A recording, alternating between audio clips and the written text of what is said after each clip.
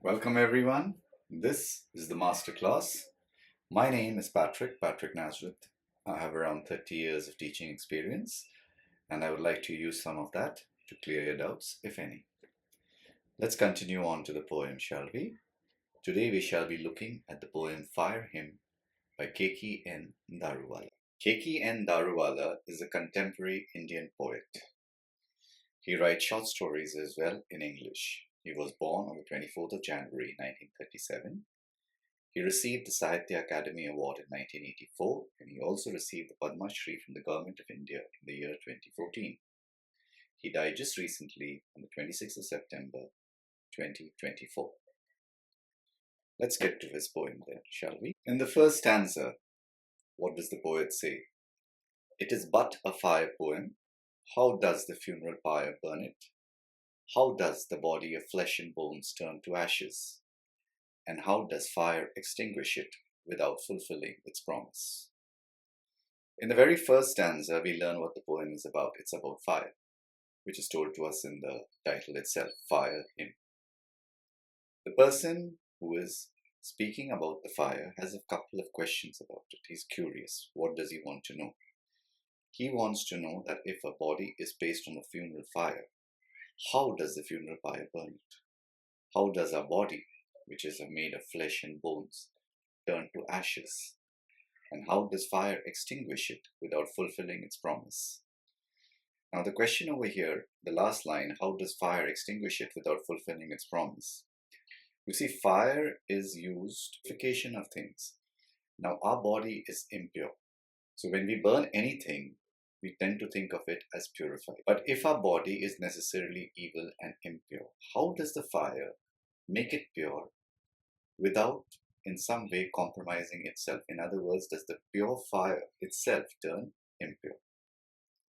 The next stanza. A Parsi, while passing through the ghat, he chances to see the pyres, wooden logs, bones and ashes, the embers, the flare-up, how the tongues of fire. A very graphic, a very imaginative description of your funeral going on at the ghat. What does the man see who is passing by? He happens to be a Parsi. He sees the different pyres burning. He sees the wooden logs. He sees bones and ashes. He sees the embers, the sudden flare-up of the fire, when, for example, ghee is poured on the body. He sees the tongues of flame coming out and devouring the body itself. Now for a Parsi, fire is a symbol, a very powerful symbol of his religion. And for him, everything about the fire is pure. Everything about the fire is prayed to. And here we are using it to burn bodies. Is that what fire is meant for? Is basically what the Parsi is asking himself. How can we use something pure to get rid of something that is basically impure? In other words, our bodies. The last stanza. He remembers how one day he consigned his firstborn babe to the fire flames as the tower of silence was away from his place. Here the poet speaks of a personal loss. He remembers how his firstborn, could have been a boy, could have been a girl, but he had to burn that baby after its death. Normally a Parsi takes the dead body to a place called the Tower of Silence. The Tower of Silence is a tall building where on top it's open.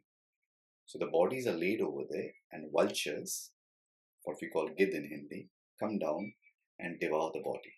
When the bones are picked clean, it is dropped into the pit, where other bones of other people who have similarly been taken up to the Tower of Silence are already there. So this speaks of a personal loss of the poet. We know that he had a baby, his firstborn, and he had to give it to the fire. So seeing the funeral pyres, he is reminded of that. What are the themes then of this particular poem? Death and loss, because the burning ghats are always associated with death, are always associated with the loss of somebody. Somebody dies, you take them to the ghats. Purification. Fire purifies. ritually or otherwise, fire purifies. And of course, the cultural aspect of a fire. A Parsi looks at fire differently, as does a Hindu. Both think the fire is for purification, but a Parsi would think twice before consigning a body to the flames because he believes that the fire is so pure it should not be contaminated. Whereas among the Hindus, we believe that fire purifies everything that is tainted by evil. So, this poem, it combines personal laws along with the observation of culture, different cultures. And it shows us the image of fire in helping us to understand both literally how a body is burnt and especially using fire as a symbol both for transformation as well as for loss. Well, we come to the end then. I hope I have been of some help to you. If you think that I have, don't forget to like, subscribe and share. Remember, there are other people out there who might need our help.